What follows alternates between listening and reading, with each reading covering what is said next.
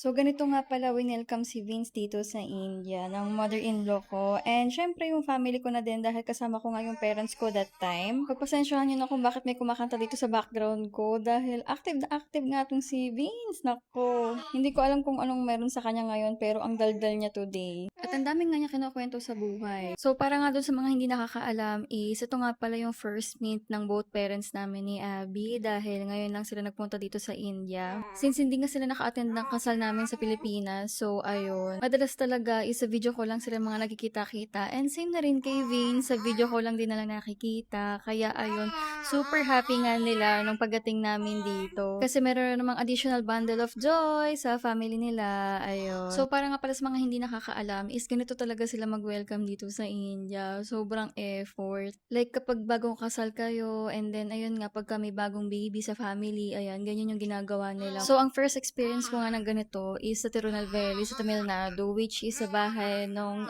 sister-in-law ko. Kung maaalala nyo, or kung noon pa kayo nanonood dito sa account ko. So isa nga pala sa mga naging struggle namin dito is kung paano nga pala sila mag-communicate kasi yung parents nga ni Abby hindi marunong mag-English. Though yung papa naman niya is nakakaintindi ng konti. Kaya kung wala talaga si Abby, hindi sila magkakaintindihan. So makikita nyo naman dito kung gaano sila kasaya nung makita nila si Vince. Ayan. Tuwang-tuwa sila. And kahit si Vince is tuwang-tuwa din nung nakita yung lolo't lola niya. Mabuti na lang tong si Vince kahit kanina sumasama. So parang hindi kami hirap. And ayun nga, nakakabandi niya lahat ng mga family members namin dito. So ayun lang. Thank you for watching. And sana panoorin niyo yung mga susunod ko pa na i-upload. Sana lang talaga sipagin ako lagi para makapag-upload ako kaagad-agad. Ang dami kong i-share sa inyo na hindi ko lang talaga na-edit sa ngayon. Pero ayun, abangan nyo na lang.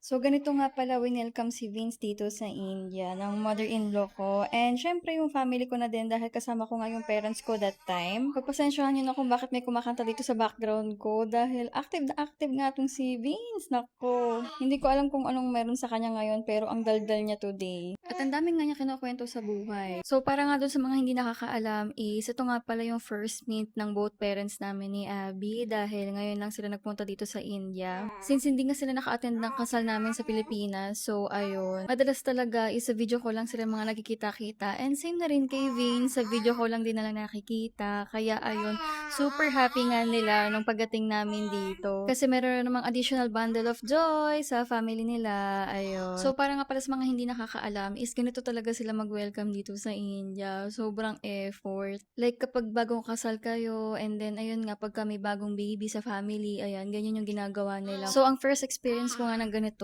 is sa Tirunal Valley, sa Tamil Nadu, which is sa bahay ng sister-in-law ko. Kung maaalala nyo,